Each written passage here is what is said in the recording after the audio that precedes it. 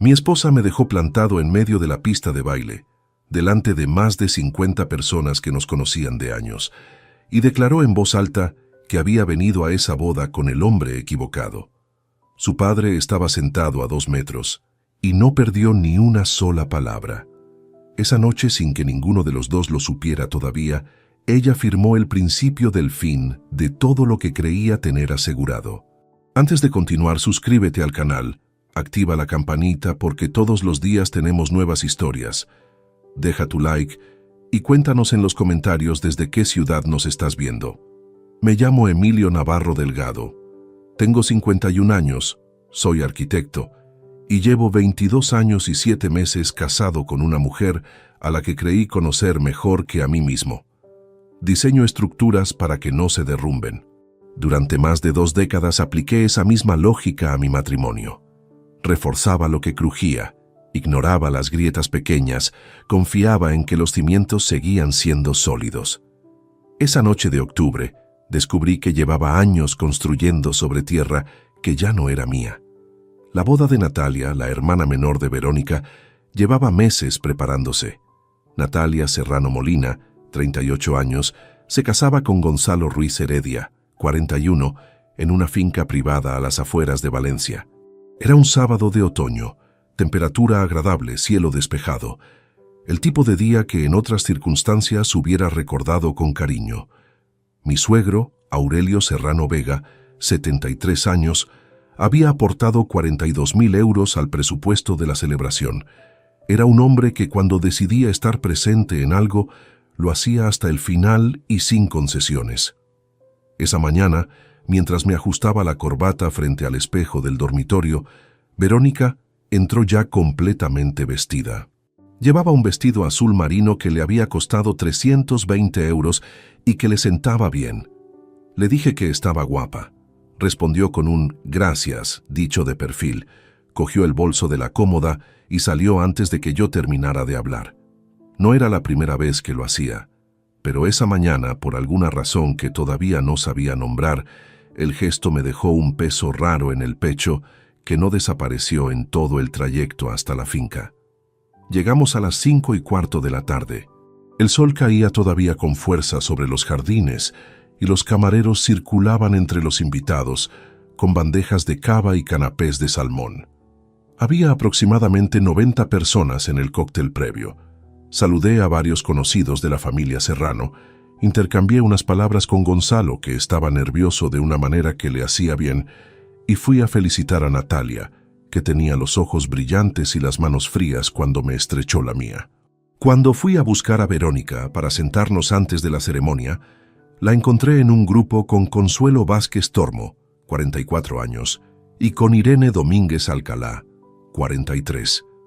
Las dos eran amigas suyas de la época universitaria, de esas amistades que sobreviven más por inercia que por afinidad real. Reían de algo que no alcancé a escuchar. Verónica tenía ya la segunda copa de cava en la mano.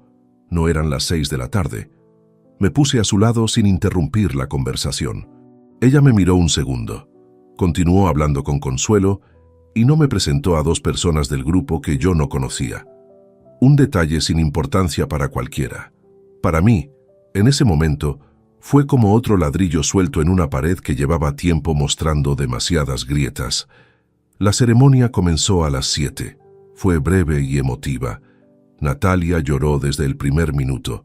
Gonzalo lo intentó con todas sus fuerzas, no pudo, y se limpió los ojos con disimulo cuando el oficiante miraba hacia otro lado.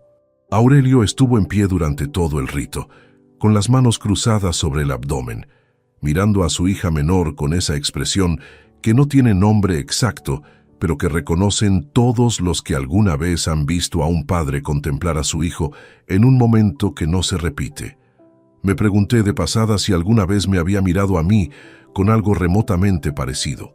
Verónica, a mi derecha durante la ceremonia, aplaudió con entusiasmo genuino cuando los novios se besaron y me apretó el brazo en un impulso espontáneo. Esos pocos segundos me devolvieron algo. La sensación de estar en el lugar correcto, junto a la persona correcta. A veces un gesto pequeño tiene más peso del que merece.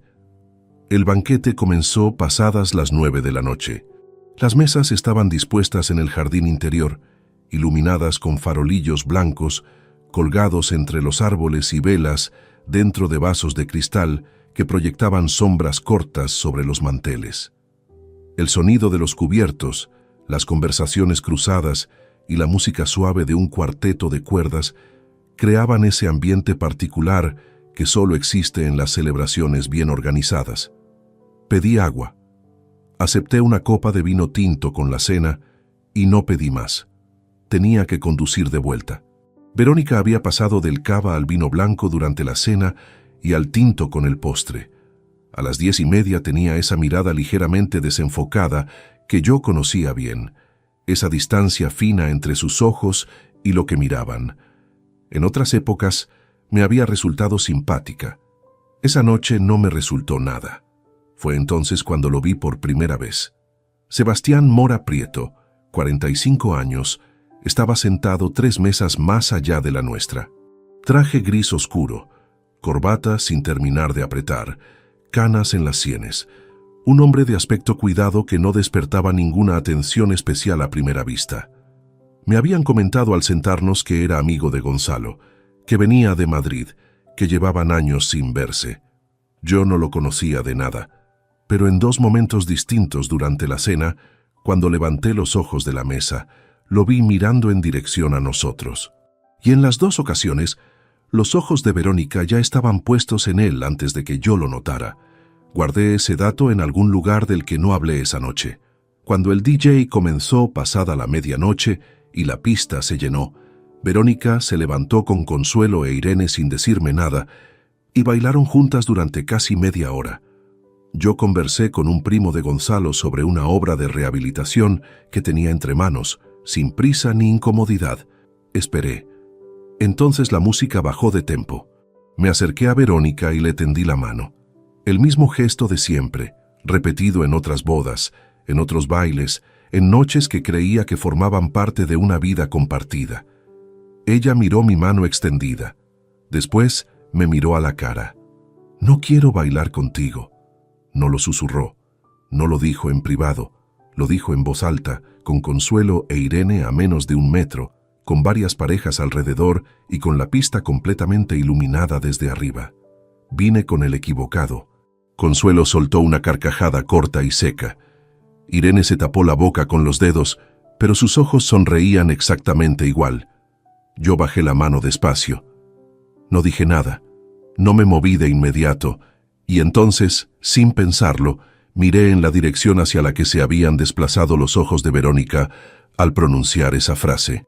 Sebastián Mora Prieto sostenía una copa de vino y observaba la escena desde su mesa con una calma que solo puede tener alguien que sabía exactamente lo que iba a ocurrir. A 2 metros de la pista, en su silla junto a la mesa principal, Aurelio Serrano Vega había dejado de hablar con quien tenía al lado. Tenía la espalda completamente recta, las manos quietas sobre el mantel y los ojos fijos en su hija. No en mí, en ella.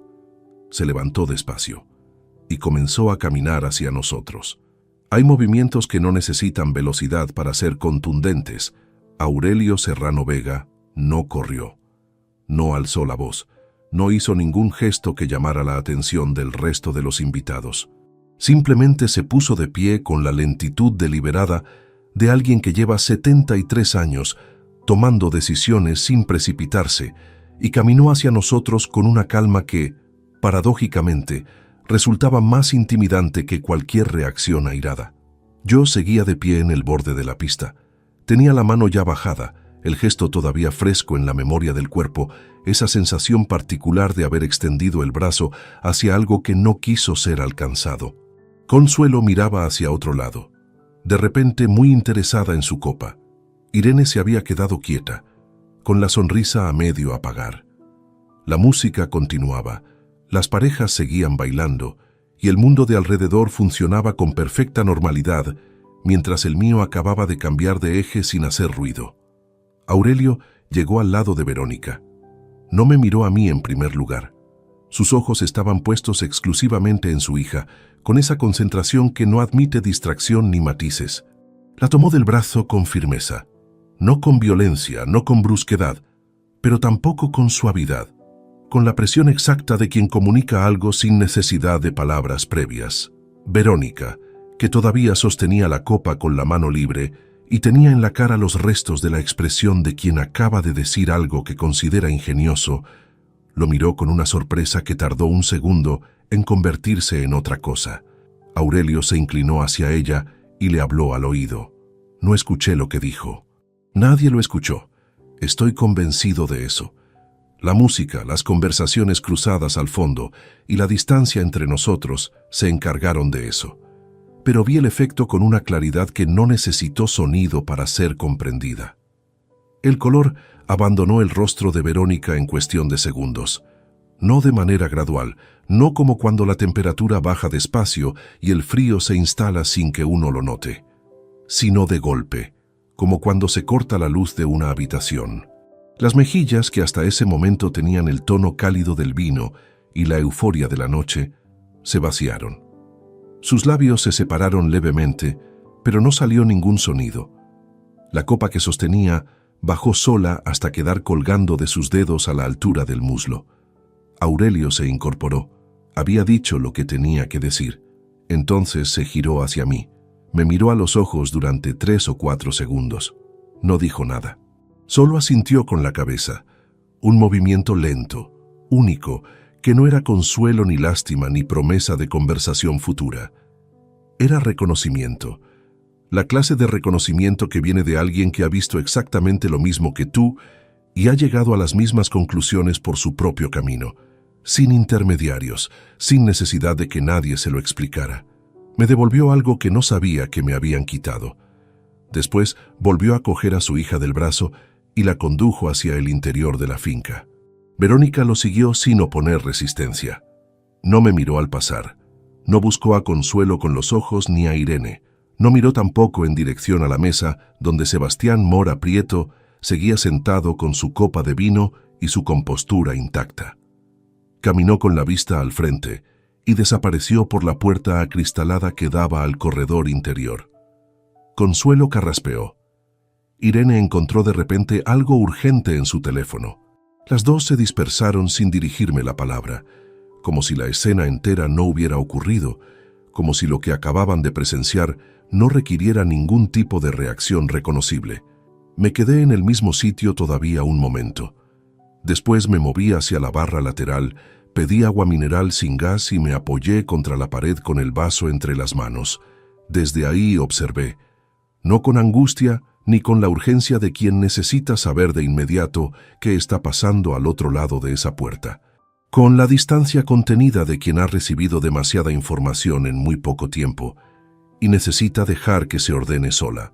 El cuarteto de cuerdas había cedido definitivamente al DJ. En la pista, Natalia bailaba con Gonzalo con los zapatos ya en la mano y una expresión de felicidad completamente ajena a todo lo que acababa de ocurrir a pocos metros de ella. Era la noche de Natalia. Era correcto que no lo supiera. 22 minutos después, Aurelio y Verónica volvieron al salón. Los estaba mirando cuando cruzaron la puerta, aunque no lo aparenté. Aurelio regresó a su silla con el mismo paso con el que se había levantado, sin prisa, sin teatralidad, sin necesidad de que nadie le preguntara nada. Se sentó, dobló la servilleta sobre la mesa y aceptó la copa de agua que un camarero le ofreció con un gesto de asentimiento tranquilo. Verónica se quedó parada junto a la puerta unos segundos. Tenía los ojos enrojecidos, aunque el maquillaje resistía. La mandíbula apretada de una manera que yo conocía bien. Así se la ponía cuando intentaba no llorar en situaciones donde no quería demostrar que algo le había afectado de verdad. Buscó su bolso en la silla donde lo había dejado. Lo cogió con las 2 manos y se sentó. No fue a buscar a Consuelo. No fue a buscar a Irene. No volvió a mirar en ningún momento hacia la mesa donde Sebastián había estado sentado durante la cena. Me acerqué y tomé asiento a su lado sin decir nada. Ella miraba hacia la pista con una fijeza que no era interés, sino necesidad de no mirar otra cosa. El silencio entre nosotros era distinto al del trayecto de ida. Ese había sido el silencio indiferente de 2 personas que ya no se buscan.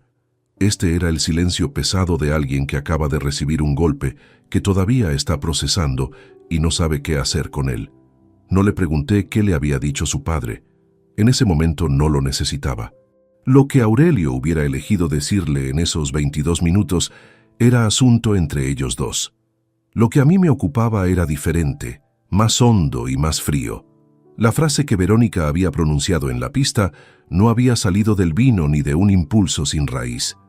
Había salido de algún lugar donde llevaba tiempo tomando forma, y al decirla en voz alta, delante de todos, sin calcular las consecuencias, había abierto algo que ya no iba a poder volver a cerrar.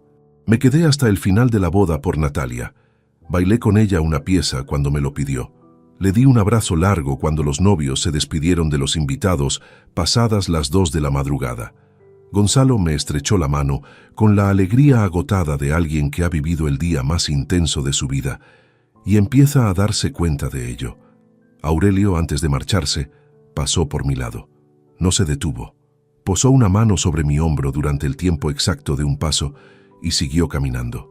No necesité más que eso. En el aparcamiento, Verónica esperó a que yo abriera el coche, se subió al asiento del copiloto en silencio y se abrochó el cinturón. Arranqué, salí por el camino de gravilla de la finca y tomé la autovía de vuelta a Valencia bajo un cielo cerrado y sin luna, que hacía que los faros parecieran los únicos objetos sólidos en medio de la oscuridad. Ella se durmió antes de llegar al primer peaje. Yo conduje los 43 kilómetros de regreso sin encender la radio. Solo el ruido del motor, la oscuridad al otro lado del cristal y una sola frase girando con precisión mecánica en algún lugar entre los ojos y la nuca. Vine con el equivocado. No con rabia, no con desesperación, con la serenidad fría que aparece cuando algo que no querías saber ha quedado dicho en voz alta y ya no existe manera de volver a guardarlo. Llegamos a casa poco antes de las 3:15 de la madrugada. Aparqué en el garaje subterráneo. Apagué el motor y me quedé un momento con las manos todavía sobre el volante. El ronroneo del motor se extinguió y lo que quedó fue un silencio distinto al del trayecto. Más compacto, más definitivo. Verónica dormía con la cabeza ligeramente inclinada hacia la ventanilla, el bolso sobre el regazo y los dedos todavía entrelazados alrededor del asa, como si incluso durmiendo hubiera algo que no quería soltar. La observé unos segundos, no con ternura ni con rabia. Con esa distancia clínica que aparece cuando llevas tanto tiempo mirando a alguien que empiezas a verlo como si fuera la primera vez, y lo que encuentras ya no coincide del todo con lo que creías conocer. La desperté con un gesto neutro en el hombro. Abrió los ojos despacio, tardó un momento en ubicarse y se desabrochó el cinturón sin decir nada. Subimos en el ascensor juntos. Se quitó los zapatos en el pasillo, dejó el bolso sobre la consola de entrada y entró en el cuarto de baño. Yo me senté en el borde de la cama y me aflojé la corbata con movimientos lentos, sin encender ninguna pantalla, sin hacer nada más que existir en ese dormitorio donde 22 años de historia compartida habían decidido, esa misma noche, mostrar su cara verdadera. Cuando Verónica salió del baño ya estaba en la cama con los ojos cerrados. Yo seguía en el mismo sitio. Apagué la lámpara del escritorio, el último punto de luz del cuarto, y me tumbé sobre el colchón completamente vestido durante varios minutos antes de decidir que no tenía ningún sentido seguir así. Dormí menos de 4 horas. Me desperté a las 7:18. La cama del otro lado ya estaba vacía y la almohada conservaba todavía la forma de su cabeza.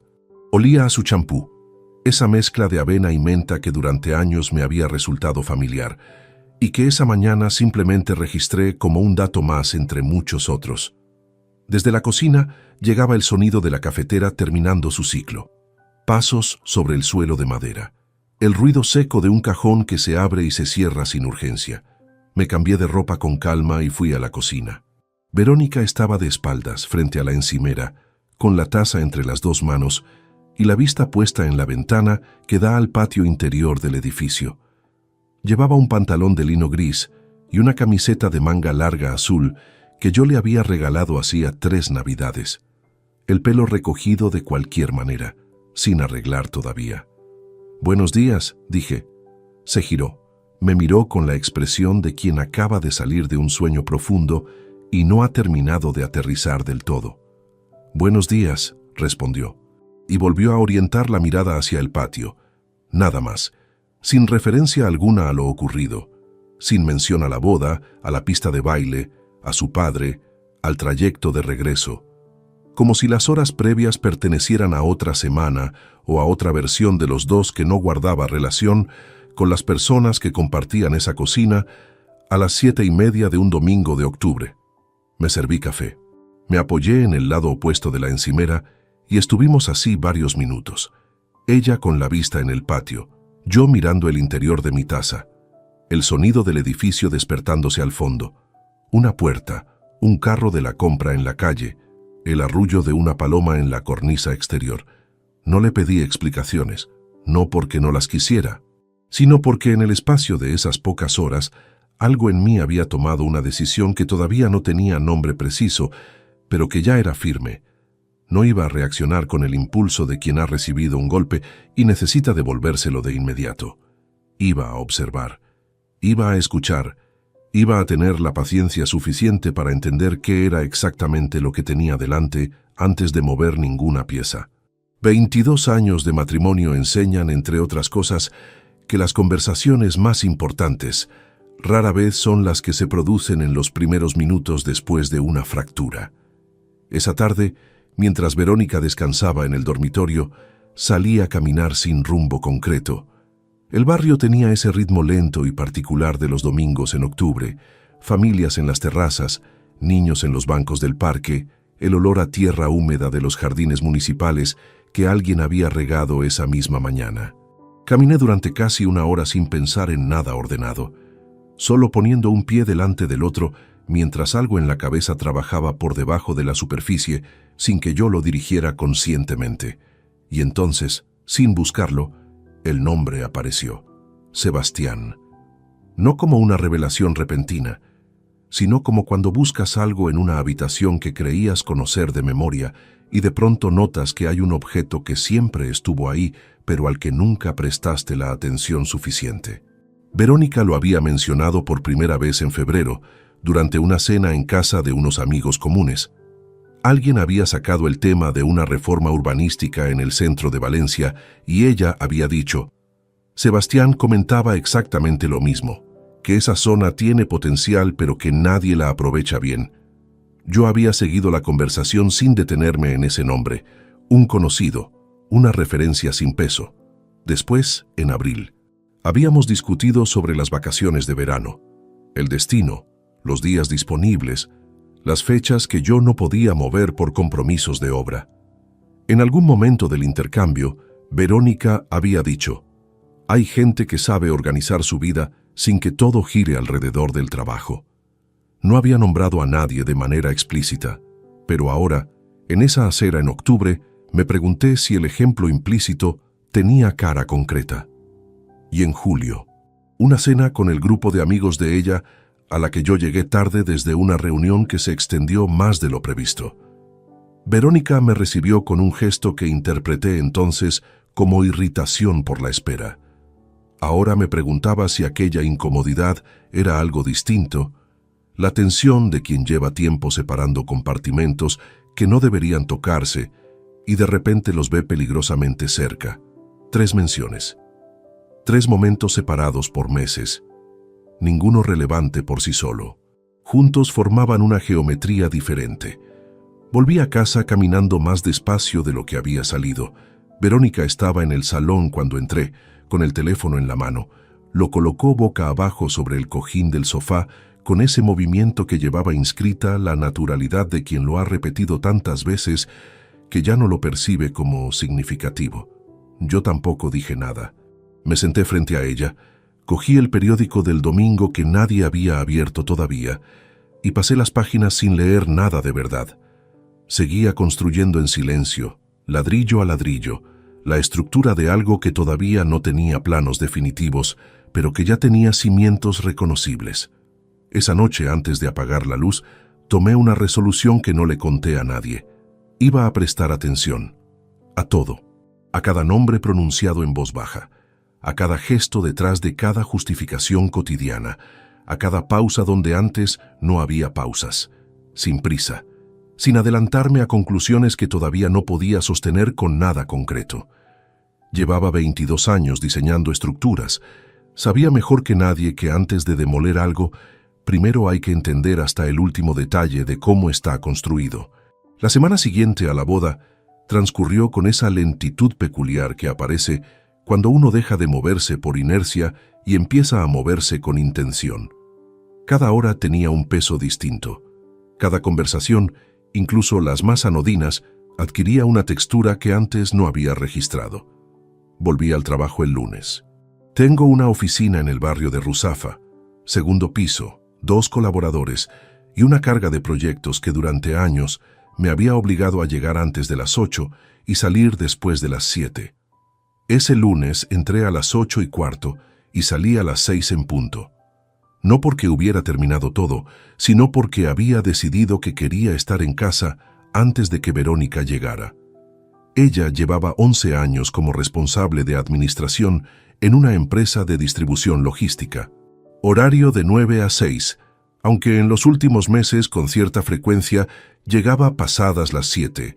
Reunión, tráfico, papeleo urgente. Justificaciones razonables por separado. Todas con la textura de lo plausible.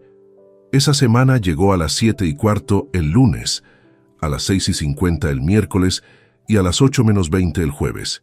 Yo estaba en casa cada vez. No comenté nada. Preparé la cena, pusimos la mesa, comimos. La conversación fue la habitual. Su trabajo, un proyecto de rehabilitación que yo tenía en el centro histórico, noticias sin peso que rellenan los espacios donde antes había otra cosa. Me fijé en el teléfono, no con la torpeza de quien espía sin método. Simplemente empecé a registrar comportamientos que antes habían pasado desapercibidos. El móvil siempre boca abajo sobre cualquier superficie, la encimera, la mesilla, el brazo del sofá, la pantalla apagada antes de dejarlo en cualquier lugar donde yo pudiera acercarme. La costumbre, que yo no había sabido fechar hasta ese momento, de llevarse el aparato al cuarto de baño cada vez que llegaba una notificación.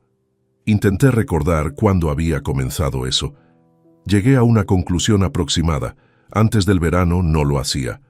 En septiembre ya era un hábito consolidado. En algún punto entre junio y agosto, algo había cambiado en su relación con esa pequeña pantalla y con lo que guardaba dentro. Pero fue al revisar los meses anteriores con la atención que antes no les había dado cuando encontré los detalles que de verdad tenían peso. En marzo habíamos tenido una discusión, no violenta, no dramática, el tipo de enfrentamiento contenido y técnicamente educado que resulta más destructivo que los gritos porque deja menos espacio para la reparación posterior. El origen había sido una cena con mis socios que Verónica consideraba prescindible. Ella dijo: siempre el trabajo primero, siempre. Me defendí con argumentos sobre compromisos profesionales y ella cerró la conversación con un silencio que interpreté entonces como agotamiento. Ahora me preguntaba si ese silencio era otra cosa, la fatiga de alguien que ya no espera ser convencido porque ya ha tomado una decisión que todavía no ha pronunciado en voz alta. En mayo, un sábado por la tarde, salió a ver a Consuelo y llegó 4 horas después. Yo estaba trabajando en los planos de un proyecto residencial y apenas levanté los ojos cuando entró. Le pregunté si había cenado. Dijo que sí. Seguí con los planos.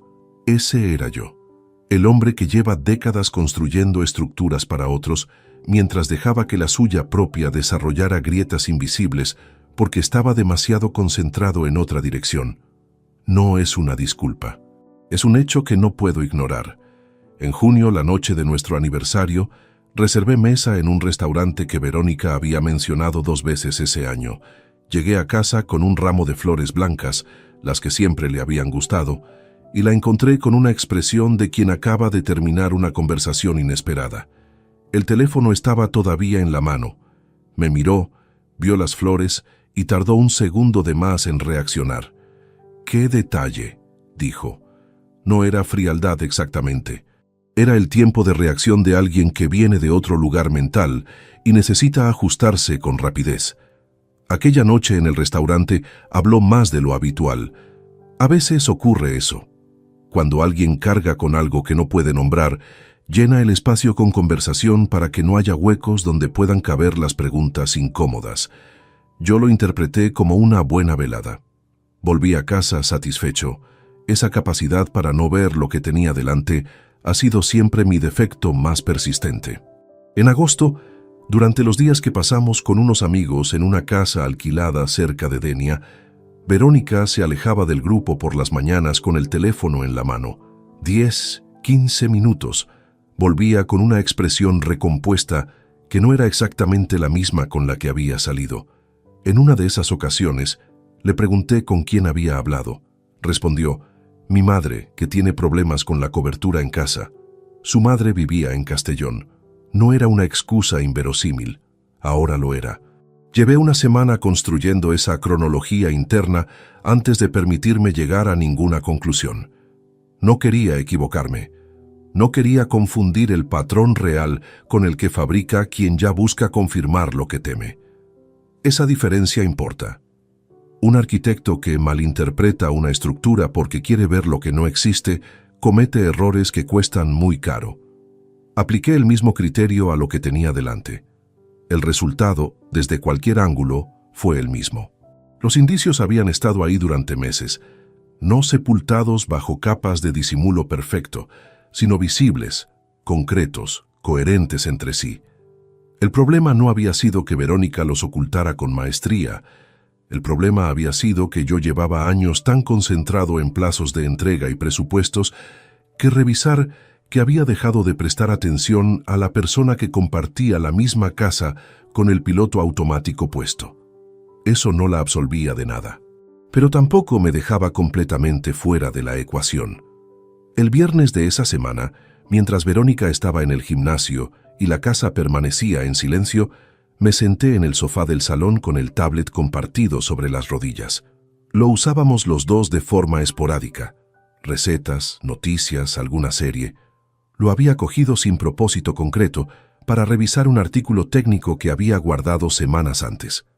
Cuando abrí la aplicación de mensajería, encontré algo que no esperaba. Una carpeta de copia de seguridad automática que el sistema había generado sin que ninguno de los dos la hubiera configurado de manera consciente. Archivos con fecha. Conversaciones asociadas a un número de teléfono sin nombre guardado en la agenda del tablet, pero cuya frecuencia y horarios eran suficientes para saber, antes de leer una sola línea, que no tenían nada que ver con el trabajo ni con nada cotidiano. Me levanté, fui a la cocina y llené un vaso de agua del grifo. Me lo bebí de pie frente al fregadero, mirando el patio exterior sin verlo realmente. El grifo goteó una vez después de cerrarlo. El reloj de la cocina marcó las 6:43 con su tic metálico y preciso. Volví al salón. Coloqué el tablet sobre la mesa, respiré con lentitud y empecé a leer. Las primeras líneas no dejaban lugar a interpretaciones benévolas. No era el tono de dos personas que comparten un interés profesional o una amistad antigua que se retoma con distancia prudente. Era el registro íntimo, descendido y sin precauciones, de quien ya ha cruzado hace tiempo una frontera que en algún momento fue clara y ha decidido no volver a mirar atrás. La carpeta de respaldo contenía conversaciones iniciadas a finales de junio. 4 meses.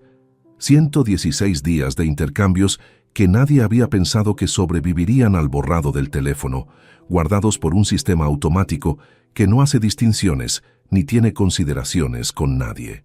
Leí con una calma que me sorprendió a mí mismo. No en busca de detalles escabrosos, no con la ansiedad de quien necesita encontrar el peor escenario posible para justificar lo que ya siente. Leí como quien revisa la documentación técnica de un proyecto que hay que entender antes de intervenir, con atención fría, con criterio, registrando cada dato relevante sin permitir que la emoción deformara el análisis. Sebastián la llamaba Vero, no Verónica. Vero, con esa confianza acortada que implica una familiaridad construida en privado, fuera del alcance de todo lo demás.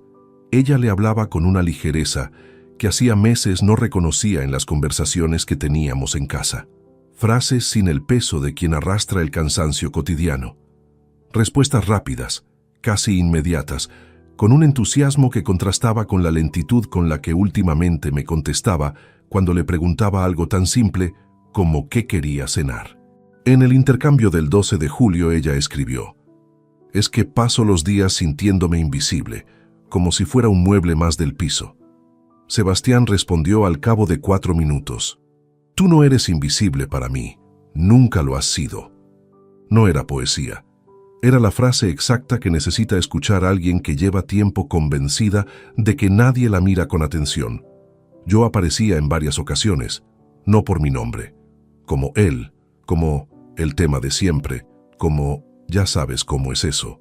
Esa forma de referirse a alguien cuando ya ha pasado a ser un obstáculo abstracto en lugar de una persona concreta. En el mensaje del 3 de agosto, Verónica escribió: «Llegó tarde otra vez. Ni preguntó cómo había ido mi día. Estaba con los planos hasta las 11. Sebastián contestó: «Algún día tendrás que decidir cuánto tiempo más».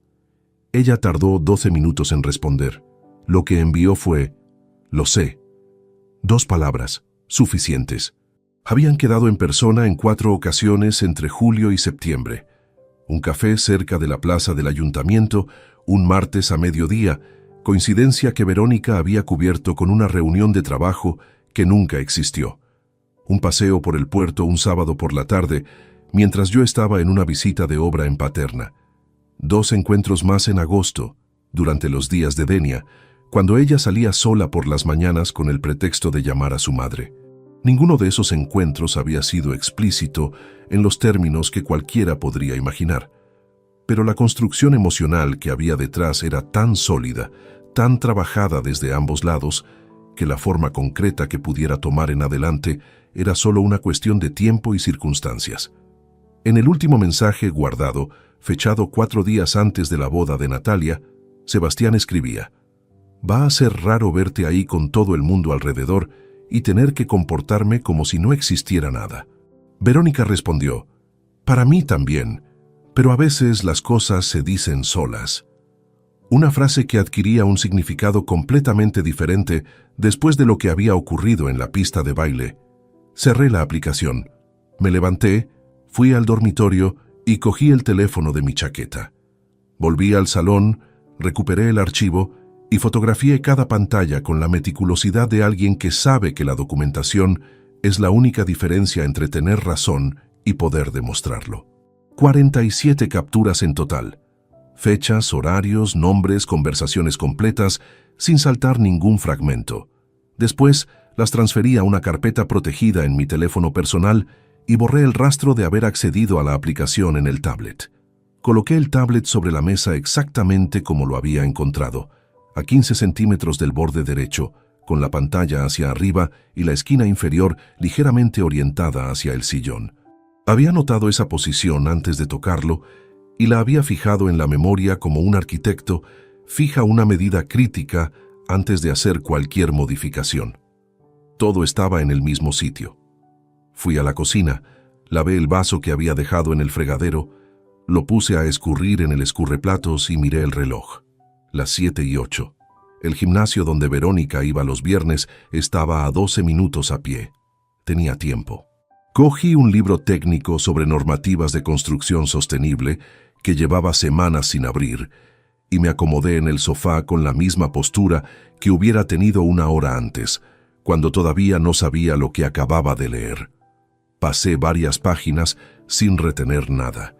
No importaba el contenido, importaba la imagen. Verónica llegó a las 7:42. Escuché la llave en la cerradura, el clic de la puerta, sus pasos en el pasillo, el sonido del bolso deportivo al caer sobre el suelo junto al perchero de la entrada. Asomó la cabeza al salón. «Ya estoy», dijo. «Bien», respondí sin levantar los ojos del libro. Se fue directa al cuarto de baño. Escuché el agua de la ducha correr durante 12 minutos. Después el secador, el cajón de la cómoda, el crujido familiar del suelo de madera del dormitorio bajo sus pies. Cuando salió a cenar, Estaba maquillada con discreción y tenía el teléfono en la mano. Lo colocó boca abajo sobre la mesa antes de sentarse, como siempre. Hablamos de una serie que habíamos dejado a medias, de una gotera que había que revisar en el baño de invitados y de la llamada que había recibido esa tarde de su prima de Murcia. Yo participé en la conversación con la atención exacta que requería cada tema. Esa noche, tumbado en la oscuridad del dormitorio con Verónica ya dormida a mi derecha, procesé todo lo que había leído con la frialdad ordenada de quien acaba de recibir un diagnóstico grave y está decidiendo el tratamiento antes de comunicarle nada a nadie. No era rabia lo que sentía. La rabia implica sorpresa, y yo llevaba ya varios días construyendo mentalmente lo que esa noche había confirmado con datos concretos. Lo que había era otra cosa, una especie de claridad áspera que se instala cuando la incertidumbre desaparece y lo que queda, aunque sea difícil, al menos tiene contornos definidos. Durante 22 años y 7 meses había construido una vida que creí compartida. Había trabajado con la convicción de que el esfuerzo tenía un destino, de que las horas largas y los proyectos terminados tarde tenían sentido dentro de algo más amplio. Esa noche supe que una parte de ese edificio había estado agrietándose en silencio mientras yo miraba hacia otro lado. Pero los edificios agrietados no se abandonan por impulso. Primero se evalúa la estructura, después se decide con precisión qué demoler, qué reforzar y qué conservar. Eso era exactamente lo que iba a hacer. El teléfono vibró un martes por la mañana, a las 9:46, mientras revisaba los cálculos de carga de una rehabilitación en el barrio de El Carmen. Miré la pantalla antes de cogerlo. El nombre que apareció no era el que hubiera esperado a esas horas de un día laborable: Aurelio Serrano Vega. Habían pasado 10 días desde la boda de Natalia. No habíamos cruzado ninguna palabra desde aquella noche, más allá del gesto breve de su mano sobre mi hombro en el aparcamiento de la finca, antes de que cada uno tomara su coche en silencio. 10 días en los que yo había construido en solitario una imagen completa de lo que tenía delante, con las 47 capturas del tablet guardadas en una carpeta protegida y la certeza de que el siguiente paso todavía no tenía fecha. Descolgué al segundo tono. Emilio. Su voz tenía la misma textura grave de siempre, construida a lo largo de décadas de no necesitar más palabras de las estrictamente precisas. ¿Tienes un hueco esta semana para un café? Prefiero que sea fuera de casa. Una pausa corta, sin que Verónica lo sepa. No era una petición que requiriera tiempo para ser procesada. Dime cuándo y dónde, respondí. Quedamos para el jueves siguiente a las 12:30. Aurelio propuso una cafetería en la calle Salamanca, en el ensanche norte de Valencia, suficientemente alejada de los barrios habituales de la familia Serrano como para que la posibilidad de un encuentro casual quedara prácticamente descartada. La elección del lugar no era accidental. Aurelio no hacía las cosas de manera accidental. Esa tarde en la oficina me costó más concentración de lo habitual. No por ansiedad ni impaciencia, sino porque la llamada había añadido una variable concreta a una ecuación que hasta ese momento manejaba en solitario. Alguien más sabía algo o sospechaba algo o había decidido actuar. Y ese alguien era el padre de Verónica. El jueves amaneció con niebla baja sobre los tejados y ese olor húmedo que deja el otoño valenciano cuando no ha llovido todavía, pero el aire ya lleva agua dentro. Llegué a la cafetería 5 minutos antes. Era un local estrecho, mesas de madera oscura, azulejos blancos hasta media altura, olor a café recién molido mezclado con el aceite de los churros que servían en la barra. No había ningún conocido. Aurelio llegó puntual con un abrigo de paño gris y ese modo particular de entrar a cualquier sitio que tienen ciertos hombres mayores, sin mirar alrededor con curiosidad, directamente hacia donde necesitan ir. Me vio desde la puerta, asintió y caminó hasta la mesa. Pedimos 2 cafés solos. Cuando el camarero se alejó, Aurelio rodeó su taza con las 2 manos y me miró con una atención que no era compasión ni curiosidad. «¿Cómo estás?», preguntó, no como fórmula de cortesía. como alguien que necesita calibrar el estado real de la persona que tiene enfrente antes de hablar de lo que ha venido a hablar. Bien, respondí, y era suficientemente cierto como para no requerir más detalle. Asintió, bebió un sorbo y dejó la taza en el platillo con cuidado. Lo que ocurrió el sábado de la boda comenzó con una lentitud que no era duda sino peso acumulado. No fue la primera vez que vi algo preocupante en mi hija. Fue la primera vez que ocurrió delante de tanta gente. Y delante de mí. No me miraba con lástima. Me miraba con la honestidad directa de quien no tiene tiempo que perder en rodeos innecesarios. Desde primavera he notado cambios en ella que no he sabido cómo nombrar hasta ahora. Llegaba a las cenas familiares de los domingos con una actitud distante, una clase de impaciencia hacia ti que no reconocía. Hizo una pausa breve. Le pregunté una vez, a solas.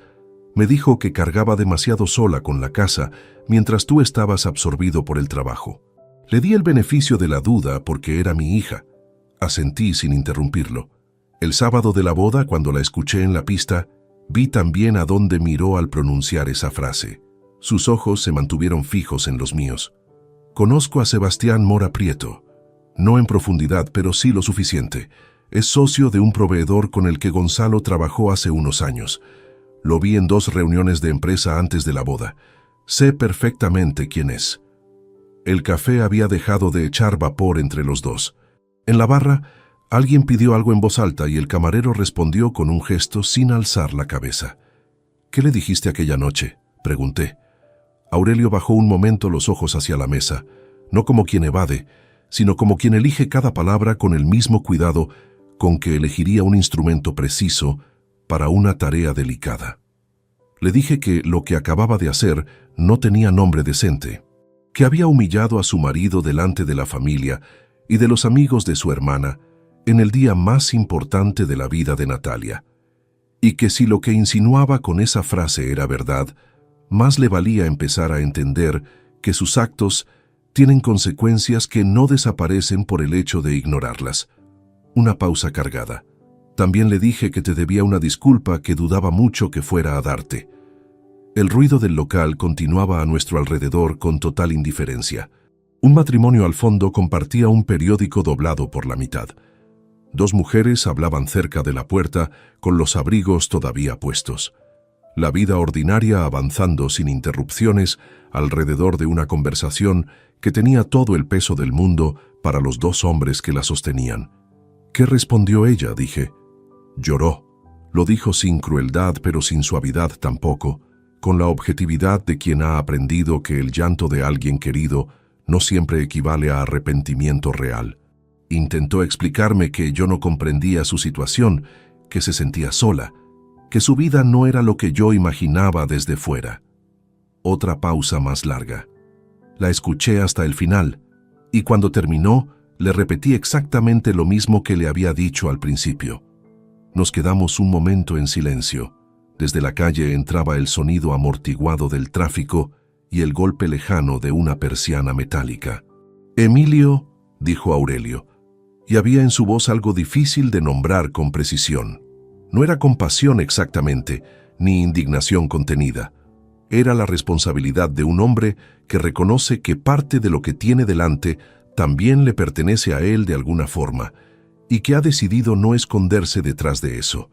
No sé qué vas a resolver hacer, no me corresponde a mí decidirlo, pero quiero que sepas que cualquier paso que des, cuentas conmigo, de la manera que necesites y en el momento que elijas.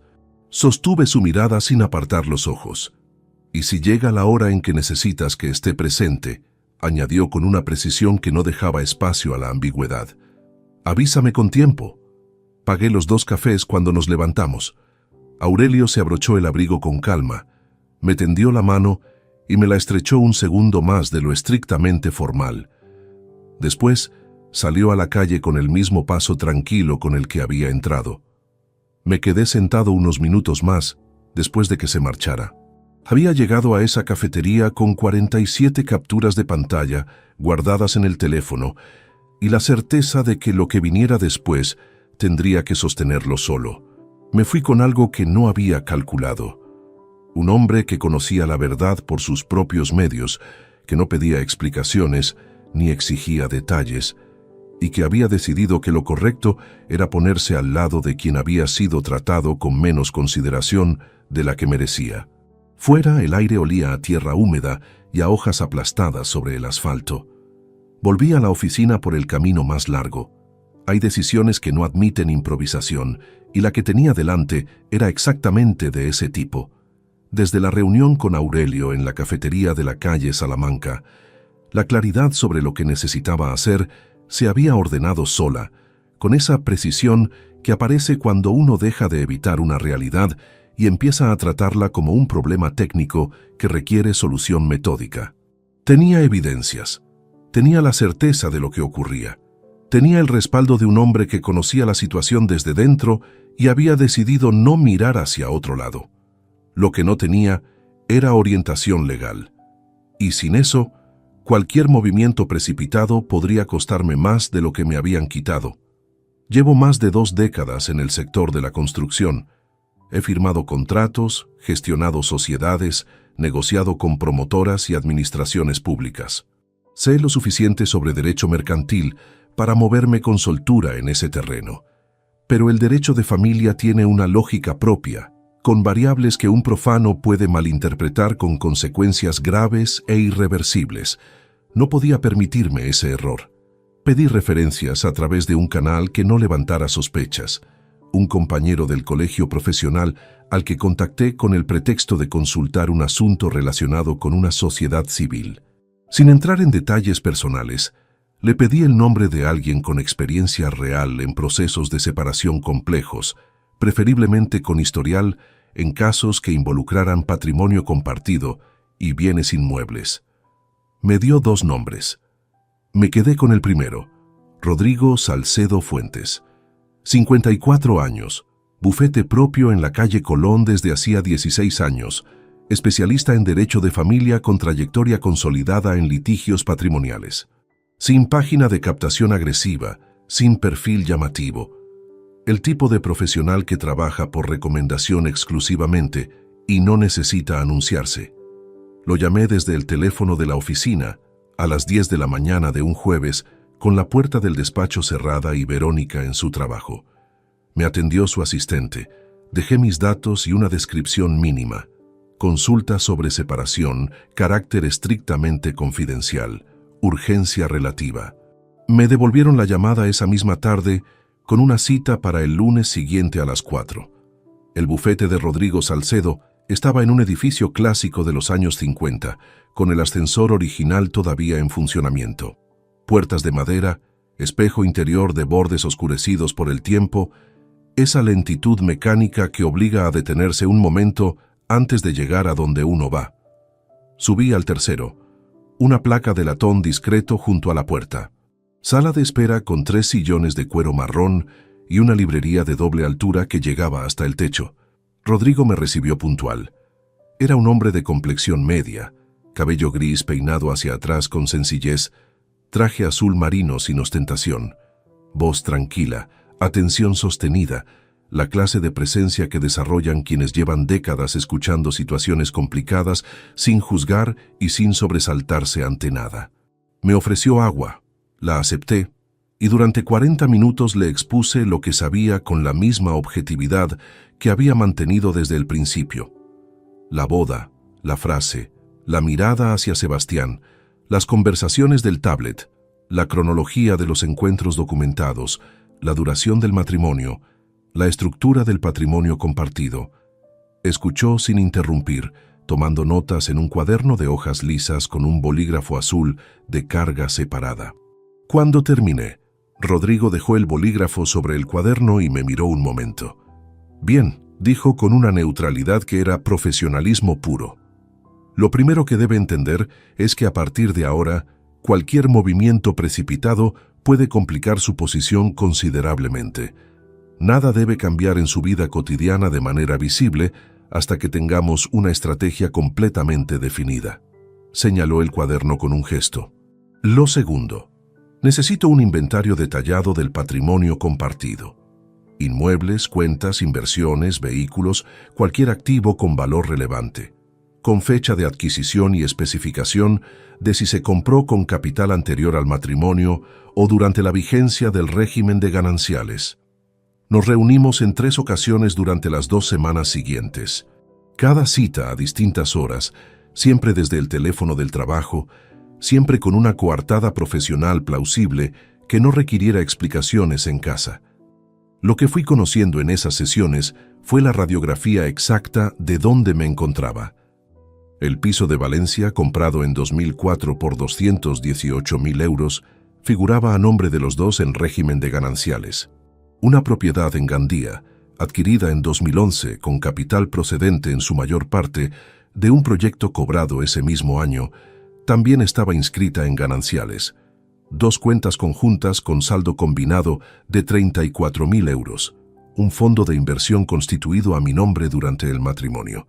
Rodrigo me explicó con precisión dónde estaba cada pieza, qué le correspondería a cada parte en un proceso de liquidación, y qué movimientos legales podía realizar de inmediato sin infringir ninguna norma ni comprometer mi posición futura. Seguí sus indicaciones al milímetro. Durante esas 2 semanas, mientras la rutina doméstica continuaba sin alteraciones visibles, organicé la documentación con la misma meticulosidad que aplico a cualquier proyecto profesional. Contratos de compraventa, escrituras notariales, extractos bancarios de los últimos 4 años, declaraciones de renta, recibos de hipoteca. Todo archivado, fechado y copiado en 2 soportes distintos guardados fuera de la vivienda. Uno en la caja fuerte de la oficina, otro en almacenamiento digital con acceso exclusivo desde mi teléfono. Un martes por la noche, cuando Verónica llevaba ya rato dormida, entré al despacho que usábamos como estudio, abrí el cajón inferior del archivador donde guardábamos documentación del hogar y saqué las escrituras de la propiedad de Gandía. Necesitaba confirmar una fecha que Rodrigo me había pedido verificar antes de la cita del jueves. No escuché los pasos en el pasillo. ¿Qué haces? Me giré despacio. Verónica estaba en el umbral con el pelo suelto y una expresión entre el sueño y la extrañeza. El reloj de la pared marcaba las 2:17 de la madrugada. No podía dormir, respondí, con la calma de quien tiene una respuesta preparada porque ha aprendido a no improvisar. Revisando un tema de la propiedad de Gandía, llegó un aviso sobre el certificado energético que hay que renovar antes de fin de año y se me había olvidado durante el día. El certificado era completamente real. Había recibido la notificación por correo ordinario 3 semanas antes y la había guardado en ese mismo cajón precisamente porque era un asunto pendiente que podía justificar con documentación física si alguna vez hacía falta. Ella miró los papeles sobre el escritorio. Tardó un instante. «A estas horas», dijo. Más observación que reproche. «Mañana tengo el día cargado». Devolví los documentos al cajón con parsimonia y cerré sin prisa. «Ve a dormir. Ahora voy». Esperó un momento en el umbral. Me observó todavía un segundo y se marchó. Escuché sus pasos alejarse por el pasillo, el sonido amortiguado del colchón recibiéndola, el silencio reinstalándose en el piso. Permanecí inmóvil en el despacho durante casi 1 minuto antes de que la tensión en los hombros aflojara por completo. Apagué el flexo del escritorio, dejé todo en su sitio y volví a la cama. 2 semanas de preparación, un dossier completo. Un abogado que conocía exactamente lo que tenía entre manos, y Aurelio Serrano esperando una llamada cuando llegara el momento. Cada pieza estaba donde tenía que estar. Solo faltaba elegir la fecha. Hay una forma particular de observar a alguien cuando ya sabes lo que sabes y aún así te comportas como si no supieras nada. No es teatro exactamente, es una disciplina. Requiere atención constante, respiración controlada y la capacidad de mantener en 2 planos simultáneos lo que sientes y lo que manifiestas. Durante años ejercité esa habilidad en contextos profesionales. Reuniones con clientes difíciles, negociaciones con contratistas que intentaban reajustar presupuestos ya cerrados, visitas de obra donde algo había salido mal y tocaba gestionar la situación sin que el resto del equipo percibiera la magnitud real del problema. Nunca imaginé que iba a necesitar esa misma habilidad dentro de mi propia casa. Habían transcurrido 22 días desde la boda de Natalia. La rutina doméstica se sostenía con una normalidad superficial que, vista desde afuera, probablemente era indistinguible de cualquier otra etapa del matrimonio. Desayunos breves antes de salir cada uno hacia su trabajo, cenas de días laborables donde la conversación cubría los silencios sin profundidad particular, fines de semana con la densidad tranquila de dos personas que conviven sin urgencia de estar juntas. Lo que había cambiado era invisible para ella. Yo lo veía todo. Verónica había relajado sus precauciones de manera gradual pero perceptible. El teléfono seguía boca abajo sobre las superficies, sí, pero con menos reflexión que antes. A veces lo dejaba cara arriba durante unos minutos cuando estaba concentrada en otra cosa y lo giraba solo cuando lo recordaba. Una pequeña fisura en un hábito que hasta hacía poco mantenía con consistencia absoluta. También cambió la frecuencia de sus salidas. Durante las 3 semanas que siguieron a la última reunión con Rodrigo, salió en 5 ocasiones con justificaciones distintas. Cena con Consuelo un martes, una exposición de diseño interior un jueves por la tarde, tarde de compras un sábado y 2 compromisos de trabajo que se extendían más de lo habitual. Justificaciones verosímiles por separado, cada una con su lógica propia. En otro momento de mi vida las hubiera registrado sin otorgarles ningún peso especial. Empecé a notar algo que no había esperado identificar con tanta nitidez. Había en ella una calidad de presencia diferente según de dónde venía. Cuando llegaba de una cena con Consuelo o de cualquier compromiso social ordinario, traía consigo el cansancio natural de quien ha pasado horas manteniendo conversación. Pero cuando venía de alguno de esos otros sitios, que no nombraba igual aunque los justificara con palabras similares, entraba al piso con una ligereza que tenía otra temperatura, más atenta al detalle de la casa, más dispuesta a prolongar la conversación de sobremesa, como si compensara algo de manera instintiva, sin ser consciente de hacerlo. Era una observación sutil, pero los detalles sutiles, bien acumulados, forman estructuras tan sólidas como las más evidentes. Un miércoles de la segunda semana de noviembre, Verónica llegó a casa a las 7:15 con una bolsa de papel de una tienda del centro y una expresión que no había visto en meses. No era exactamente alegría. Era algo más contenido, pero más genuino. Esa clase de bienestar que viene de adentro y resulta difícil de disimular porque no requiere actuación. Los ojos más despejados de lo habitual. Los hombros sin la tensión que llevaba semanas instalada como parte de su postura. Un movimiento al quitarse el abrigo que tenía algo de despreocupación que no encajaba con el miércoles frío y gris que caía al otro lado de las ventanas. Me encontró en el salón con planos sobre la mesa del comedor. «Hola», dijo, con una naturalidad que en otra circunstancia hubiera sido simplemente una llegada a casa. «Hola», respondí sin levantar los ojos del papel. Fue a la cocina. Escuché el ruido del grifo, el sonido de la bolsa de papel al apoyarse en la encimera, el clic del extractor que encendía cuando empezaba a moverse por ese espacio, aunque todavía no hubiera nada en el fuego. Pasos de regreso al salón. Se acomodó en el sillón frente a mí con el teléfono en la mano. Esta vez no lo giró hacia abajo de inmediato. Permaneció mirándolo durante unos segundos con una sonrisa discreta que se extinguió en cuanto levantó los ojos y vio que yo continuaba con los planos. Guardé ese detalle en el mismo lugar donde guardaba todos los demás. No dije nada. No hice ningún gesto que indicara haber registrado nada. Solo tracé una línea de acotación sobre el papel con el portaminas y continué. Era la ironía más completa de todas las que había presenciado durante esos 22 días. Ella sentada a 4 metros, con la certeza tranquila de tener el control de su propia situación, convencida de que el hombre frente a ella miraba planos con la misma indiferencia de siempre. Y yo con 47 capturas de pantalla en una carpeta protegida, 3 reuniones con un abogado a sus espaldas, un expediente patrimonial completo en la caja fuerte de la oficina y el compromiso expreso de su propio padre de estar presente cuando llegara la hora. Cenamos con la televisión encendida. Habló de un cliente problemático en la empresa, de una gestión que le había consumido la mañana, de una compañera que llevaba semanas de baja y dejaba trabajo sin cubrir. Yo respondí con la atención que requería cada asunto, ni con frialdad marcada ni con calidez forzada, con la temperatura exacta de lo que siempre había sido nuestra dinámica habitual, para que no hubiera nada que notar ni nada que interpretar. Después de cenar recogimos la mesa juntos como cualquier otra noche. Me fui al despacho con el pretexto de terminar un detalle técnico.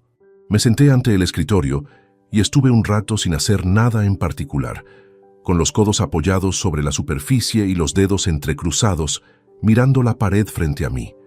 Había momentos en esas semanas de espera en que el peso no era rabia ni urgencia. Era una clase de fatiga difícil de describir con precisión. La fatiga de sostener en privado algo de esa magnitud mientras el exterior sigue girando con perfecta indiferencia. De preparar el desayuno cada mañana, responder correos profesionales, revisar mediciones, mantener conversaciones de sobremesa, mientras por debajo de todo eso, algo enorme aguardaba su momento con la paciencia fija de quien ya sabe que el tiempo trabaja a su favor. No era queja, era reconocimiento honesto del coste de hacer las cosas correctamente, porque hacerlas bien, en este caso, significaba exactamente eso, no tener prisa. Rodrigo tenía el expediente en orden. Aurelio había dado su palabra y estaba disponible. El dossier guardado en 2 soportes distintos, y el momento preciso no llegaría por impaciencia, sino por acumulación de todo lo que había construido en silencio. Me quedé en el despacho hasta casi las 11. Cuando salí, el pasillo estaba oscuro. Me lavé los dientes en el baño de invitados sin encender el de la habitación, entré con cuidado y me tumbé sobre el colchón en la oscuridad. Verónica dormía. El domingo siguiente había cena en casa de Aurelio. La casa de Aurelio Serrano Vega era un piso amplio en el barrio de Benimaclet, 4º piso sin ascensor, con ventanas que daban a un patio interior donde un naranjo había crecido lo suficiente para asomarse casi hasta el segundo. Llevaba viviendo solo en ese piso desde hacía 9 años, desde que su mujer, Pilar, murió de una afección cardíaca a los 64. Aurelio no había movido nada desde entonces. La misma vajilla en los mismos estantes de la alacena, los mismos cuadros colgados en los mismos clavos, la misma mesa de comedor de madera maciza, donde durante décadas la familia Serrano había celebrado cada domingo sin falta. Llegamos a la 1:15 del mediodía con una botella de vino que Verónica había comprado el día anterior. Natalia y Gonzalo ya estaban dentro cuando entramos. Llevaban 3 semanas casados y tenían todavía ese brillo particular que da el principio de algo que uno no ha tenido tiempo de dar por sentado. Gonzalo me estrechó la mano con energía y Natalia me dio 2 besos con la espontaneidad de siempre. Verónica la abrazó más tiempo de lo habitual. Esa clase de abrazo que busca calidez más que expresarla. Los recién casados habían vuelto hacía 4 días de Lisboa y todavía llevaban el viaje en la voz cuando hablaban de él. Aurelio estaba en la cocina terminando el arroz. Asomó la cabeza al recibidor, me miró un instante con ese asentimiento breve y preciso que ya reconocía como su manera de confirmar que todo seguía en pie entre nosotros, y volvió al fuego sin más demostración, sin énfasis, sin nada que pudiera llamar la atención de quien no debía notarlo. Nos sentamos a la mesa pasadas las 2. La conversación circuló con el ritmo natural de los domingos de familia. El apartamento que Natalia y Gonzalo acababan de alquilar en el Cabanyal, los detalles del viaje a Lisboa, una anécdota de trabajo de Gonzalo que hizo reír a todos. Aurelio servía sin prisa desde la cabecera, con esa hospitalidad de quien lleva décadas presidiendo esa misma mesa y no necesita esfuerzo para que la atmósfera funcione. El arroz estaba bien hecho, con el punto exacto del socarrat.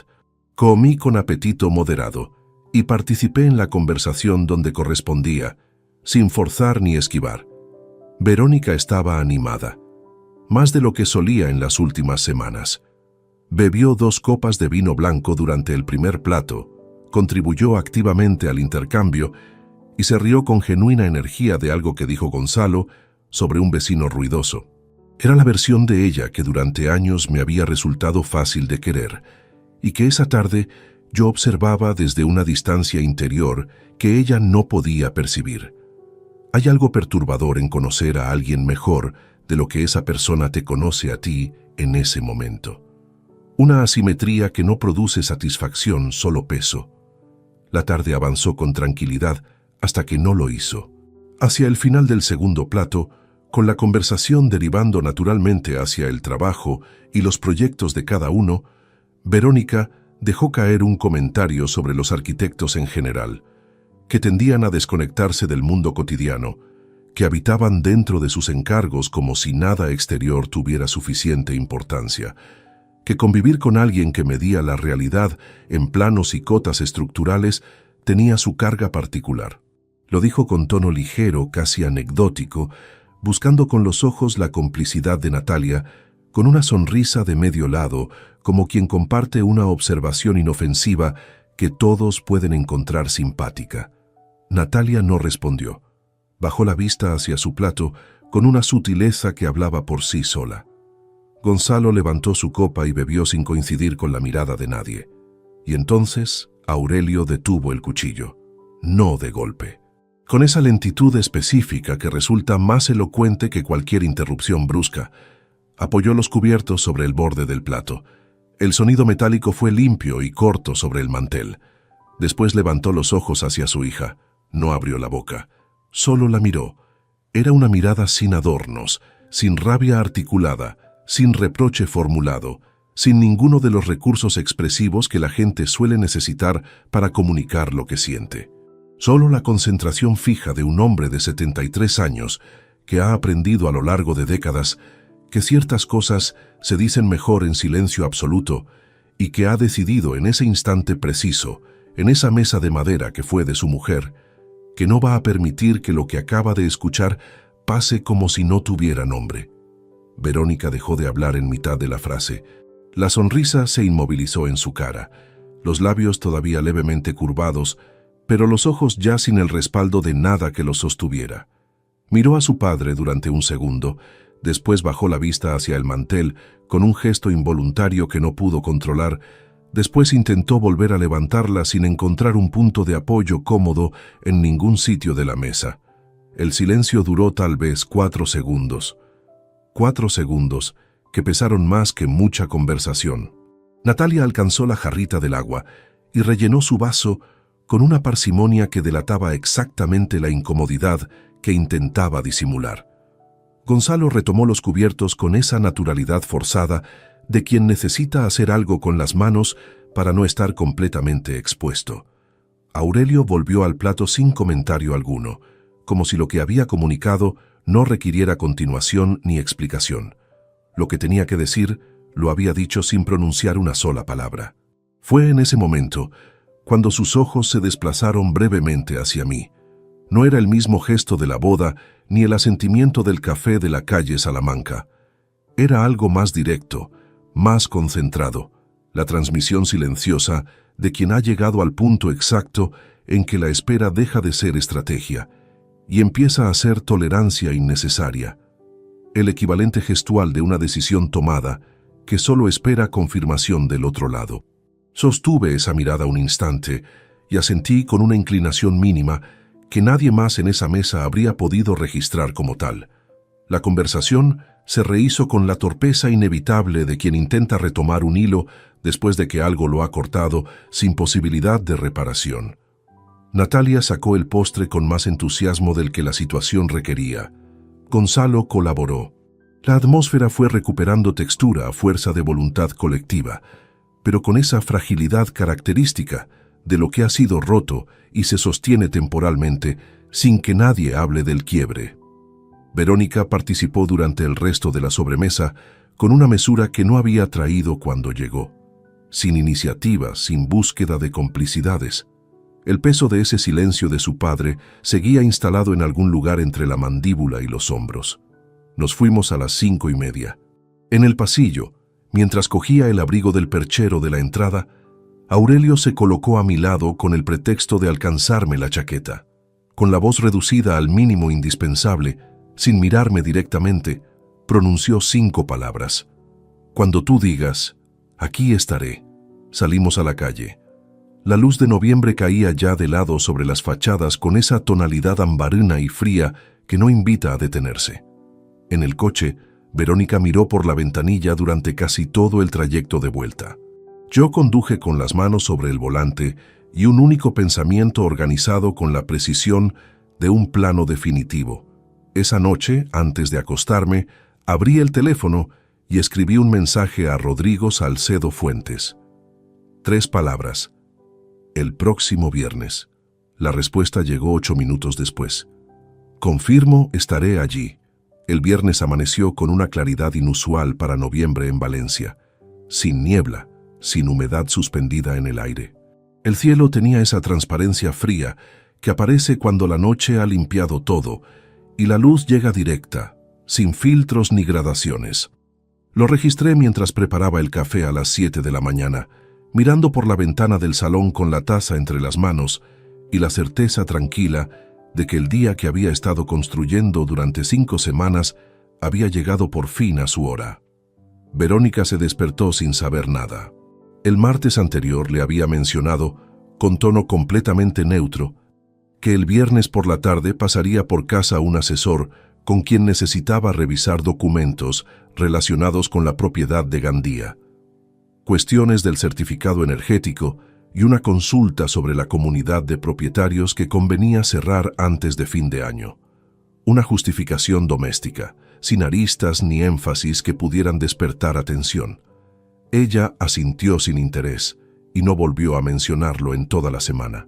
Esa mañana salimos cada uno hacia el trabajo con la puntualidad de cualquier otro día. En la oficina dediqué la mañana a un proyecto que llevaba semanas esperando atención real y que ese día tampoco la recibió en la medida que merecía. A las 2 confirmé la hora con Rodrigo. A las 4 llamé a Aurelio. Ambas conversaciones fueron breves, confirmaciones de lo que ya estaba acordado sin necesidad de elaboración. Rodrigo llegaría a las 7, Aurelio a las 8:15. Cerré la oficina a las 5:30.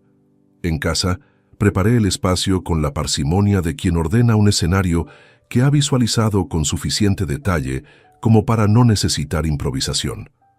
Saqué el expediente completo de la caja fuerte del despacho, las 47 capturas organizadas cronológicamente, los documentos patrimoniales, el informe de Rodrigo con la estructura legal del proceso, todo en una carpeta de cartón marrón cerrada, sin ninguna etiqueta visible sobre la mesa del comedor. Preparé café por si alguien lo quería. Nadie lo quiso. Rodrigo Salcedo Fuentes llegó a las 7 en punto. Traje gris, maletín de cuero negro. La misma ecuanimidad profesional de las reuniones anteriores, condensada ahora en la concentración específica de quien va a ejercer su función en el contexto más directo posible. Revisó el expediente en silencio durante varios minutos, confirmó que la documentación estaba completa y tomó asiento en el sillón perpendicular al sofá con el maletín cerrado sobre las rodillas. Esperamos. A las 7:43 escuché la llave en la cerradura. Verónica entró con el abrigo puesto y el bolso cruzado al hombro, igual que cualquier otro viernes. Dejó las llaves en el cuenco del recibidor, avanzó hacia el salón y se detuvo al ver a Rodrigo. «Buenas tardes», dijo él, poniéndose de pie con cortesía natural. Ella lo miró, después me miró a mí. La confusión en su expresión era completamente genuina. «Te presento a Rodrigo Salcedo. Es abogado especialista en derecho de familia». Hablé sin elevar la voz, con la cadencia de quien expone un hecho objetivo. «Necesito que te sientes. Hay cosas que tienes que escuchar». El color de su cara cambió antes de que dijera nada, no de golpe, como aquella noche en la boda. Esta vez fue por capas, cada una más pesada que la anterior, hasta que su expresión perdió por completo cualquier recubrimiento que la protegiera. Se sentó en el sofá. Yo me senté frente a ella. Abrí la carpeta. No hice ninguna introducción de carácter emocional. No le ofrecí el espacio de la narrativa previa que suele usar quien necesita gestionar el terreno antes de que lleguen los hechos. Empecé por la primera captura y avancé con la misma metodología con que se presenta la documentación técnica de un proyecto. Fecha, contexto, contenido. 12 de julio, 22 horas y 4 minutos. Deslicé la primera impresión sobre la mesa. Esta conversación fue borrada de tu teléfono. El sistema de respaldo del tablet la conservó sin que ninguno de los dos lo configurara de manera deliberada. Verónica miró el papel. Sus labios se separaron levemente, pero no articularon nada. 3 de agosto, 19 horas y 57 minutos. Segunda impresión. Este mensaje lo enviaste desde casa. Yo estaba en el despacho con los planos que mencionas 3 líneas más abajo. Emilio, esto no es lo que... 23 de agosto, 11 de la mañana. Denia. Tercera impresión sobre la mesa. Saliste a llamar a tu madre. La conversación duró 16 minutos. Tu madre no tiene problemas de cobertura en Castellón. Lo verifiqué. Fue en ese momento cuando sus ojos se llenaron. No lo aproveché ni lo ignoré. Continué. Cubrí los encuentros documentados, los patrones de horario que coincidían con sus justificaciones anteriores, los mensajes de mayor peso cronológico. Cada negativa que intentó fue recibida con el dato específico que la hacía inviable. No con crueldad ni con el énfasis de quien necesita ver al otro hundirse para sentir que ha ganado algo. Con la frialdad ordenada de quien presenta una estructura y la sostiene sin necesidad de refuerzo adicional. Rodrigo intervino solo en 2 momentos, para aclarar las implicaciones legales de la documentación patrimonial y para explicar con precisión los pasos que se iniciarían formalmente a partir de la semana siguiente. Verónica lloraba en silencio cuando sonó el timbre. Eran las 8:16. Abrí la puerta. Aurelio entró con su abrigo de paño gris, el mismo de la cafetería de la calle Salamanca. Me sostuvo la mirada un instante al cruzar el umbral y avanzó hacia el salón con el paso firme de quien viene a cumplir algo que ha meditado con tiempo suficiente como para no albergar ninguna duda sobre ello.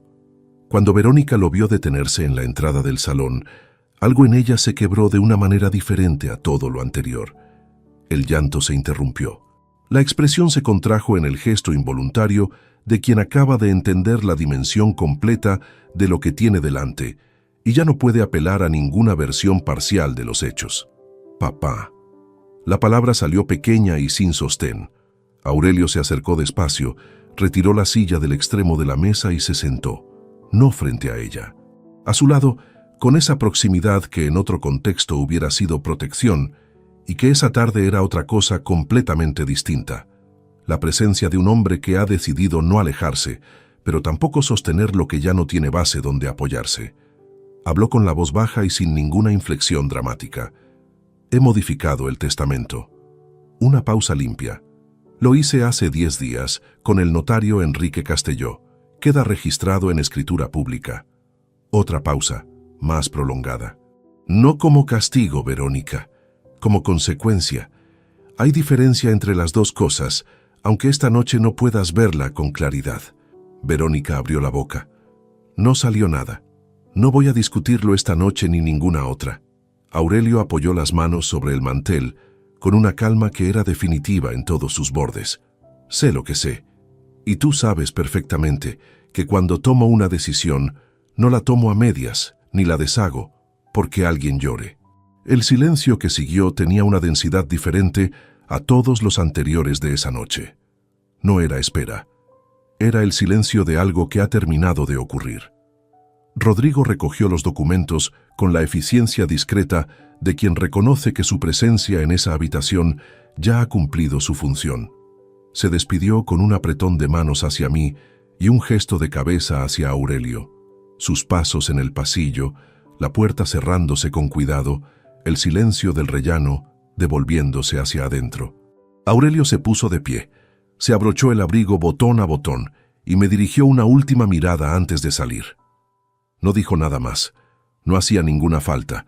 Cuando la puerta se cerró por segunda vez, Verónica y yo nos quedamos solos en ese salón donde habíamos compartido cientos de cenas bajo la misma lámpara, con la misma mesa entre los dos y nada de lo demás reconocible como antes. Después de que Aurelio cerró la puerta, El piso quedó en un silencio distinto a todos los que habían ocurrido antes dentro de esas paredes. Verónica no se movió del sofá durante varios minutos. Tenía las manos apoyadas sobre las rodillas, la vista fija en un punto impreciso del suelo, y en la cara esa quietud exhausta que deja el llanto cuando se agota antes de que nada haya sido resuelto. Yo permanecí junto a la librería, a 4 metros de distancia, sin sentir necesidad de acercarme ni de alejarme más. El expediente sobre la mesa ya había hecho su trabajo. Las palabras de Aurelio también. Lo que quedaba en esa habitación era el peso específico de algo que ha terminado de ocurrir y que ninguna conversación adicional iba a modificar. Emilio. Mi nombre pronunciado desde un lugar muy distinto a cualquiera de los que guardaba en la memoria. Sin la familiaridad habitual ni el matiz de quien busca reanudar algo, solo las 4 sílabas, sostenidas en el aire con la fragilidad de quien no sabe qué viene después de ellas.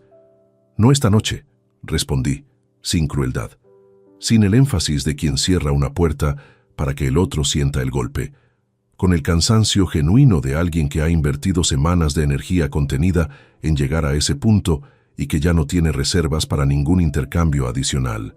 Cogí la carpeta de la mesa, entré al despacho, cerré la puerta con cuidado y me quedé sentado en la oscuridad durante un buen rato antes de encender algo.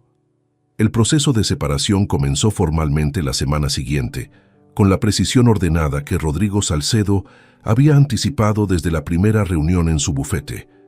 Escritos, plazos, notificaciones, la cadencia burocrática de deshacer en documentos lo que se había construido durante 22 años y 7 meses. Nada resultó más complicado de lo previsto. La documentación estaba completa, la posición legal era sólida, y Verónica no tenía argumentos para cuestionar lo que estaba registrado con fechas y firmas ante notario. A los 12 días de aquella noche, Verónica se fue al piso de una compañera de trabajo en el barrio de Campanar. No de Consuelo ni de Irene, de una mujer de su empresa que conocía la situación en términos generales, sin demasiados detalles. Llevó sus pertenencias en 2 tandas. La segunda vez fue mientras yo estaba en la oficina. Cuando volví esa tarde, su lado del armario había quedado con las perchas vacías y el espacio abierto. El cuarto de baño tenía ese silencio particular que deja la ausencia de quien ha compartido ese espacio durante décadas, más amplio, más neutro, extrañamente distinto, sin poder señalar qué faltaba con exactitud. No sentí alivio inmediato, tampoco dolor agudo. Fue más parecido a soltar algo muy pesado que uno ha llevado tanto tiempo, que ha olvidado cómo se siente sin ese peso hasta que desaparece y entonces lo nota por contraste. Sebastián Mora Prieto se retiró de la situación con la velocidad discreta de quien nunca tuvo intención de asumir nada concreto, más allá de lo que el contexto paralelo le permitía sin consecuencias visibles. Me llegó la confirmación de manera indirecta. Gonzalo, que lo conocía a través de contactos profesionales, coincidió con él en Madrid unas semanas después y le preguntó por Verónica sin ninguna intención particular, simplemente porque los había visto hablar en la boda. Sebastián respondió que apenas se conocían, que habían perdido el contacto, que era solo un conocido sin mayor historia. Lo dijo con la naturalidad de quien descarta algo que desde su perspectiva nunca tuvo un peso que justificara las consecuencias que había generado. No me sorprendió.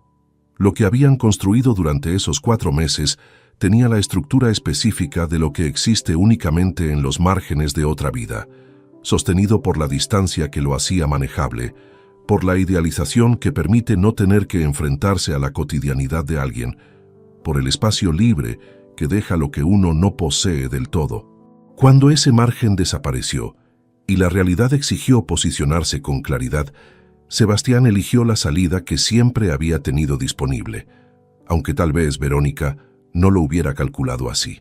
¿Cuánto tardó ella en procesar eso y qué pensó mientras lo hacía? Son cosas que ya no me corresponde conocer. Aurelio Serrano Vega cumplió cada palabra pronunciada en ese salón con la misma coherencia con que había actuado desde aquella noche de octubre. El testamento no se modificó. Lo había cambiado ante el notario Enrique Castelló Barrios 10 días antes del viernes del confronto, tal como había anunciado, y no hubo revisión posterior. Fue una decisión tomada con la deliberación de quien sabe que las consecuencias que uno no está dispuesto a sostener no deberían pronunciarse en voz alta. Mantuvo relación con Verónica en los términos que una paternidad honesta requería. Respondía a sus mensajes, cogía el teléfono cuando ella llamaba. Pero las cenas de los domingos en Benimaclet se reorganizaron. Las invitaciones dejaron de llegar con la frecuencia de antes, sin discurso elaborado, sin anuncio dramático, solo una reestructuración tranquila de lo que existía y de lo que existiría a partir de ese momento. A mí me llamaba cada 2 o 3 semanas. A veces quedábamos, otras veces la conversación era breve y sin motivo más allá de saber cómo estaba, nunca con la carga de lo ocurrido como telón de fondo obligatorio. Con la normalidad de 2 personas que comparten un respeto construido en circunstancias difíciles y que ha resultado tener la consistencia suficiente para sostenerse sin que nadie lo alimente constantemente. La primera vez que quedamos después de que todo quedó encauzado, Aurelio pidió su cortado, miró hacia la calle a través del cristal de la cafetería y dijo, sin preámbulo y sin buscar respuesta, «Duermo mejor estas semanas». No añadió nada más. Yo tampoco. Hay cosas que la justicia no devuelve, y no nombrarlas sería una forma de deshonestidad que no me puedo permitir. Los 22 años no se recuperan. Hay noches que merecieron más presencia de la que recibieron, conversaciones que debí mantener cuando todavía había algo que reorientar. Momentos donde mi concentración estaba en otra dirección mientras alguien a mi lado esperaba, sin exigirlo en voz alta, que yo estuviera del todo. No me absuelvo de esa parte. Es mía, con sus contornos exactos, y la reconozco con la misma honestidad que cualquier análisis serio obliga a reconocer los puntos de fallo propios. Lo que no fue mío fue la decisión de engañarme. Esa parte no la comparto con nadie. Y lo que recuperé al final de todo esto no es traducible a términos de balance patrimonial. Es la certeza de que cuando la situación exigió actuar con inteligencia, con paciencia y con la dignidad de quien no necesita rebajar al otro para salir en pie, fui capaz de encontrar esa versión de mí mismo sin tener que inventarla, que no me perdí en el proceso, que al otro lado de algo que pudo haberme destruido, seguía siendo el mismo hombre de siempre, el que mide antes de actuar, el que analiza antes de concluir, el que construye sin precipitarse. Hoy el piso de Valencia sigue siendo mío. El de Gandía lo alquilo desde hace varios meses. Una familia lo habita con cuidado, y de vez en cuando la agenda lo permite, conduzco hasta allí una tarde y camino por el paseo marítimo cuando la luz ya cae de lado y el agua adquiere ese tono particular que no existe en ningún otro momento del día. Una tarde reciente me detuve frente al mar. El viento venía directo, frío, sin nada que lo amortiguara entre el horizonte y mi cara. Tenía las manos en los bolsillos del abrigo y los ojos en el punto donde el agua y el cielo pierden el límite que los separa. Pensé en aquella pista de baile iluminada de octubre, en la mano extendida que nadie tomó, en los 43 kilómetros de vuelta en silencio, con el motor como único sonido y una frase girando sin descanso entre la nuca y los ojos. Y pensé en Aurelio Serrano Vega, en su manera de levantarse de aquella silla sin apresurarse, de cruzar una pista llena de gente sin que nadie lo viera venir, y de decir con una mano sobre un brazo y un susurro al oído lo que ningún discurso pronunciado en voz alta hubiera podido decir mejor. Hay hombres que no necesitan subir el tono para ser escuchados. Él era uno de esos hombres. Y aquella noche, sin saberlo todavía, yo aprendí a serlo también. Si te gustó esta historia, dale like al video, suscríbete al canal y comparte tus impresiones en los comentarios. Para escuchar la próxima historia, haz clic en la caja de la izquierda. Gracias por vernos.